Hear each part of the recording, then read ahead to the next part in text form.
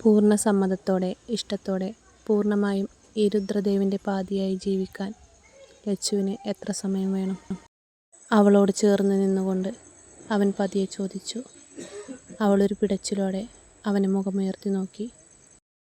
അവൻ അവളുടെ വിടർന്ന മിഴികളിലേക്ക് പ്രണയത്തോടെ നോക്കി. ഇങ്ങനെ നോക്കി നിൽക്കാനാണ് ഭാവമെങ്കിൽ തന്ന സമയം ഇപ്പോഴേ തീരുമേ. അവൻ്റെ കണ്ണുകൾ അവളുടെ മുഖമാകെ ഓടി നടന്നു.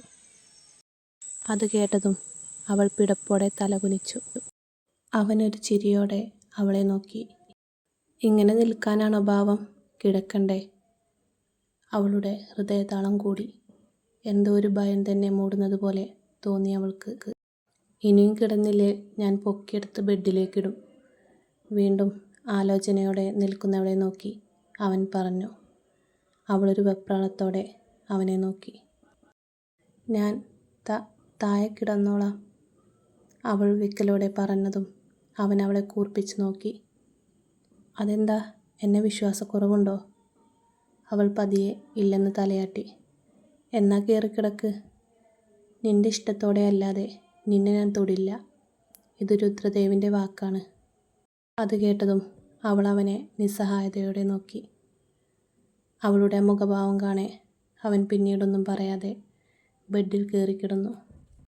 ലച്ചു കുറച്ചു നേരം കൂടി അങ്ങനെ നിന്നു. പിന്നെ മെല്ലെ രുദ്രനെ മറികടന്ന് അവനിൽ നിന്നും ഒരുപാട് അകലമിട്ട് ചുമരോട് ചേർന്ന് കിടന്നു. അതറിഞ്ഞെന്നോണം അവനിൽ ഒരു ചിരി വിടർന്നു. രാവിലെ എണീക്കുമ്പോൾ അവൻ ഉണർന്നിട്ടില്ലായിരുന്നു. അവൾ അവനെ ഉണർത്താതെ പതിയെ നിരങ്ങി നിലത്തിറങ്ങി ഉറങ്ങിക്കിടക്കുന്നവൻ്റെ മുഖത്തേക്കൊന്ന് നോക്കി. അറിയാതെ കണ്ണുകൾ തൻ്റെ കഴുത്തിൽ കിടക്കുന്ന താലിയിലേക്കൊന്നു പോയി.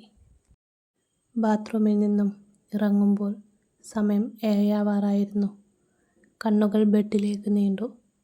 ഹെഡ് ബോർഡിലേക്ക് ചാരി ഒരു കുഞ്ഞു പുഞ്ചിരിയോടെ തന്നെ നോക്കിയിരിക്കുന്നവനെ കണ്ടതും അവൾ ഒരു പിടച്ചിലോടെ മുഖം തിരിച്ചു. അവൻ്റെ മിഴികൾ അപ്പോഴും അവളിൽ തന്നെ ഉറച്ചു നിന്നു. ലൈറ്റ് യെല്ലോ കളർ ചുരിദാറാണ് അവളുടെ വേഷം. നനവ് മാറാത്ത അവളുടെ മുടി തോർത്തുകൊണ്ട് ചുറ്റി കെട്ടിവെച്ചിട്ടുണ്ട്. താൻ കെട്ടിയ താലി അവളുടെ മാറിൽ പറ്റിച്ചേർന്ന് കിടക്കുന്നത് കണ്ടതും അവൻ്റെ മുഖത്ത് അത്രയും ഭംഗിയുള്ള ഒരു ചിരി വിരിഞ്ഞു. അവളുടെ നീണ്ട മുടിയിൽ നിന്നും തോർത്തയച്ച് മുടി തോർത്താൻ തുടങ്ങി. അതെല്ലാം അവൻ കണ്ണിമയ്ക്കാതെ നോക്കി. തോർത്ത് തോളിലിട്ട് അവൾ മുടി കുളിപ്പിന്നൽ കെട്ടിയിട്ടു. അവൻ എണീറ്റ് ബാത്റൂമിലേക്ക് കയറിയതും അവളൊന്ന് നിശ്വസിച്ചു. ഇത്രയും നേരം അവൻ്റെ കണ്ണുകൾ തന്നിലായിരുന്നു. അതവനെ നോക്കാതെ തന്നെ അവൾ അറിഞ്ഞിരുന്നു.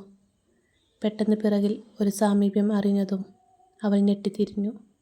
പിറകിൽ നിൽക്കുന്നവനെ കണ്ടതും അവളൊന്ന് വിറച്ചു. അവളുടെ ആ ഭാവം കണ്ട് അവനൊരു കള്ളച്ചിരിയോടെ അവളുടെ തോളിൽ കിടക്കുന്ന തോർത്തെടുത്തു.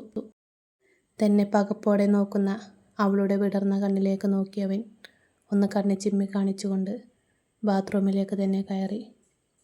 അപ്പോഴാണ് അവൾക്ക് ശ്വാസം നേരെ വീണത്. അവൾ വേഗത്തിൽ റെഡിയായി താഴേക്കിറങ്ങി. അവിടെയൊന്നും ആരെയും കാണാതെ അവൾ നേരെ കിച്ചണിലേക്ക് കയറി. മോൾ ഇത്ര നേരത്തെ എണീറ്റോ? അവരൊക്കെ എണീക്കാൻ കുറച്ചുകൂടെ കഴിയും. മോൾക്ക് ചായയോ കാപ്പിയോ വേണോ? അവിടെ ഉണ്ടായിരുന്ന സെർവൻ്റ് ജാനകി പറഞ്ഞു. വേണിയുടെ വിവാഹത്തിൻ്റെ അന്ന് അവരെ പരിചയപ്പെട്ടിരുന്നു. ഇപ്പോൾ വേണ്ട, അവരെണീക്കട്ടെ. ഞാനെന്തെങ്കിലും ഹെൽപ്പ് ചെയ്യണോ? എന്താണ് ചെയ്യേണ്ടത് എന്നറിയാത്തതുകൊണ്ട് അവൾ ചോദിച്ചു. അയ്യോ വേണ്ട, ഇവിടെ എനിക്ക് ചെയ്യാനുള്ള ജോലിയേ ഉള്ളൂ. അകമ്പണിക്കും പുറം പണിക്കും വേറെ ആളുണ്ട്. എനിക്ക് ഭക്ഷണം ഉണ്ടാക്കാൻ മാത്രമേ ഉള്ളൂ, അവർ സ്നേഹത്തോടെ പറഞ്ഞു. മോളൊരു കാര്യം ചെയ്യോ? തിരിഞ്ഞു നടക്കാൻ തുടങ്ങിയ അവളോട് അവർ ചോദിച്ചു. ആ ചെയ്യാം. രുദ്രൻ മോൻ എണീറ്റെങ്കിൽ ഈ കാപ്പി കൊണ്ടുപോയി കൊടുക്കുമോ? അവർ കാപ്പിയെടുത്ത് അവൾക്ക് നേരെ നീട്ടി. അവളത് വാങ്ങി മേലേക്ക് നടന്നു. അവിടേക്ക് പോവേണ്ടിയിരുന്നില്ല. ആള് ബാത്റൂമിൽ നിന്നും ഇറങ്ങാതിരുന്നാൽ മതിയായിരുന്നു.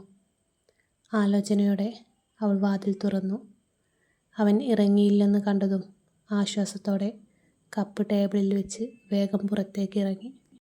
ലച്ചു, പിറകിൽ നിന്നും അവൻ്റെ വിളി കേട്ടതും അവൾ കണ്ണുകൾ ഇറുകെ ചിമ്മി തുറന്നു. പതിയെ അവന് നേർക്ക് തിരിഞ്ഞു. ഇവിടെ വന്നേ. കൈകൾ മാറിൽ പിണച്ചു കെട്ടി അവൻ ഗൗരവത്തോടെ പറഞ്ഞു. അവൻ്റെ സ്വരം മാറിയതും അവൾ അവനെ ഭയത്തോടെ നോക്കി. തനിക്ക് ചെവി കേൾക്കില്ലേ?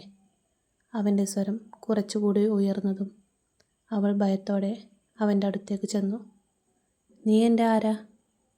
അവൾക്ക് നേരെ മുഖം കുനിച്ചുകൊണ്ട് അവൻ ഗൗരവത്തിൽ ചോദിച്ചു. എന്തിനോ? അവളുടെ കണ്ണുകൾ നിറഞ്ഞു.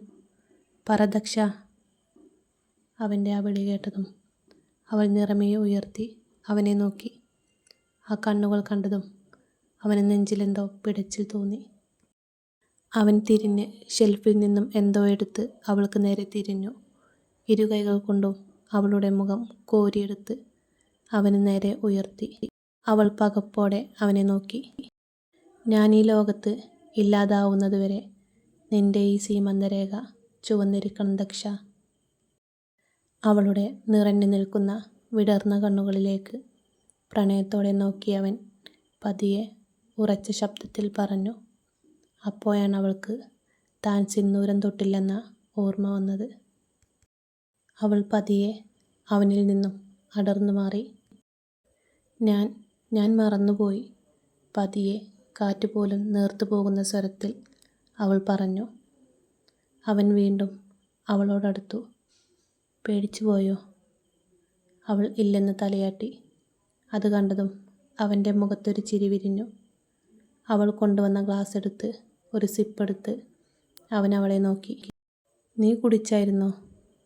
ഇപ്പോൾ വേണ്ട, അവൾ പതിഞ്ഞ സ്വരത്തിൽ പറഞ്ഞു. എന്നാൽ നമുക്ക് ഷെയർ ചെയ്ത് കുടിക്കാം. അവൻ്റെ മുഖത്തൊരു കള്ളച്ചിരി വിരിഞ്ഞു. അത് കേട്ടതും അവൾ നിന്ന് പതറി. അത് നിക്ക് വേണ്ടാഞ്ഞിട്ടാ. ഞാനങ്ങനെ കുടിക്കാറില്ല. അവൾ നിന്ന് വിക്കി. എന്നാ വാ, താഴേക്ക് പോവാം. അതും പറഞ്ഞവൻ അവളുടെ കയ്യിൽ കൈകോർത്ത് പിടിച്ചു. അവളൊരു പകപ്പോടെ അവൻ പിടിച്ച കൈയിലേക്ക് നോക്കി.